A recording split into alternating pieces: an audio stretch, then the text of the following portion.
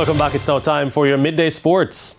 Now, the West Indies A bowlers will look to wrap up Bangladesh A's first innings early on day 3 as they try to press home their advantage in the third and final unofficial 4-day test match at the Sylhet Stadium. Bangladesh A will resume day 3 at 157 for 7, still trailing by 288 runs. Saif Hassan 32, Zakir Hassan 29 and Nurul Hassan 28 are the top scorers in the Bangladesh A innings so far. Anderson Phillips 2 for 36 and Kevin Sinclair 2 for 51 have taken most wickets for the West Indians. Earlier, resuming the day at 320 for 6, the Caribbean men went on to score 445 all out in their first innings. Raymond Reifer was the first to be dismissed as he failed to add to his overnight 56. Sinclair, who resumed the day on 22, carried his total to 60, while Akeem Jordan chipped in with 47. Versamy Permaul, 18, and Anderson Phillip, 13 not out, also had useful contributions towards the end. Tejnarayan Chandapol, 83, Joshua Da Silva, 82, and Alec Athenaeus, 59, were the top scorers from the opening day. Nusum Ahmed ended with 5 for 133 for Bangladesh A, while Musfiq Hassan and Shariful Islam had 2 wickets each. West Indies A lead the 3-match series 1-0. Jamaica's under-20 women's football team will return to the island today after ending their CONCACAF Championship on a positive note as they defeated Panama 4-1 yesterday in the Dominican Republic. The Jamaicans, who lost heavily to the defending champions, the United States and Canada, began strongly against Panama, forcing their goalkeeper into early action. The pressure paid off when Natoya Anderson scored the Jamaicans' first goal of the tournament in the 15th minute. 2 goals within 5 minutes extended the lead for the young Reggae Girlz, with Davia Richards making it 2-0 in the 32nd minute from the penalty spot following a handled ball in the area and a VAR review.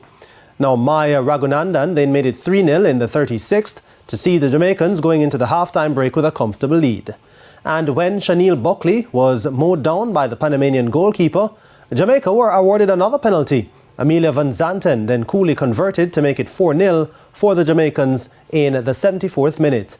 Panama also got a penalty of their own 5 minutes later, with Meredith Garcia stepping up to convert.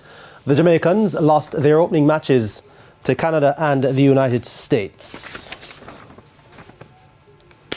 Jamaica international Leon Bailey says the national team could go to the finals of the CONCACAF Gold Cup this year as they gear up for this year's edition, scheduled for June 24 to July 16 in the United States. The Reggae Boys made the final of the tournament in 2015 and 2017.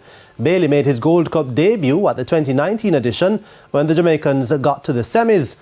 However, they were knocked out at the quarter-final stage in 2021. Speaking with American TV network NBC recently, Bailey said he's excited about the prospect of the team for this year's tournament. And I'm really looking forward to it. The Gold Cup for me is a big tournament, and this year we have a solid team, and I'm really looking forward to, going there to not just play in the semi-final, but go to the final. So we're really looking forward to it, and I'm really looking forward to just, the whole atmosphere again being in the US. Bailey is expected to have a busy summer in the United States as his club, Aston Villa, will be taking part in a pre-season Premier League series in that country following the Gold Cup. Aston Villa finished in the English Premier League and will be playing the UEFA Conference League next season. They were in the European places. And world number 2, Aryna Sabalenka, fought off a determined challenge from fellow Belarusian Irina Shimanovic on Wednesday to move into the French Open third round with a 7-5, 6-2 victory as she eyes the world number 1 spot.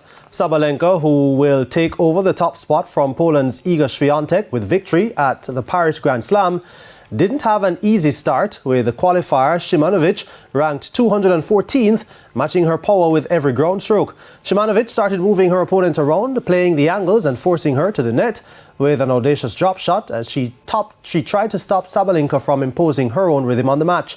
Now on the men's side, world number 5 Stefanos Tsitsipas found little resistance as he disposed of clay court specialist Roberto Carballes Baena in straight sets 6-3, 7-6, 6-4, 6-2 on Wednesday to advance to the third round. The 5th seed, who is chasing his first ever Grand Slam, had struggled somewhat in his tournament opener against Jiri Vesely, but he was in complete control against the Spanish clay court specialist. And that's it for your Midday Sports Report. Shane? Thanks, Jordan. And that's the Midday News. I'm Shane Masters. Join us at 7 for Primetime News. On behalf of the news, sports, and production teams, have a good afternoon.